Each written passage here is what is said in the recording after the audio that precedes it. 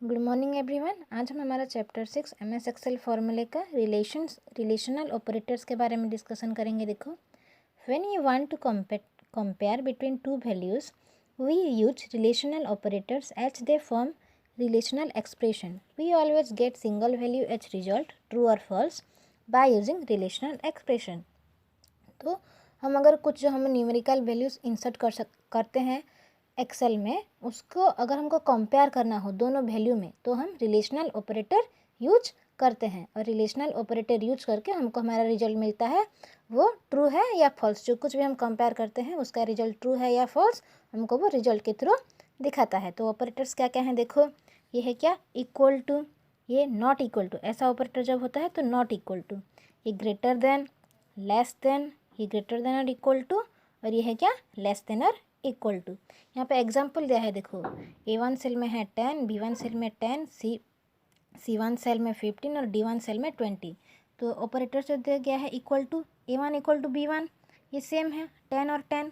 फिर B1 और C1, B1 और जो C1 है ये नॉट इक्वल टू है। नॉट इक्वल टू का देखो ऑपरेटर दिया गया है C1 ग्रेटर देन B1, यानी कि 15 ग्रेटर देन 10। फिर क्या दिया है, A1 लेस देन 10, तो A1 जो है ये D1 से कम है, यानी कि 10 less than 20।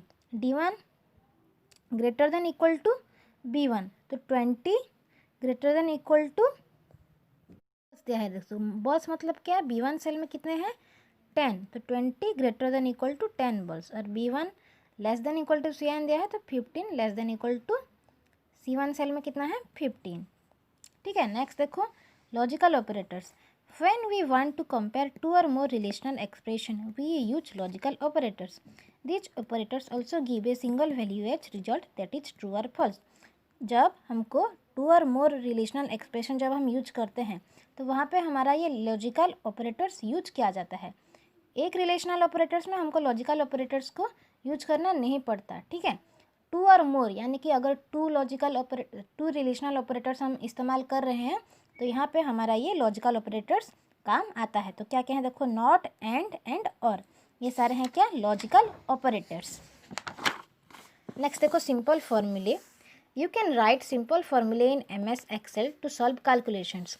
1 number, every formulae in MS Excel must begin with an equal to sign.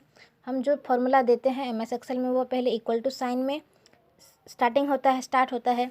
2 number, some arithmetic operators must be there to operate on numerals और data.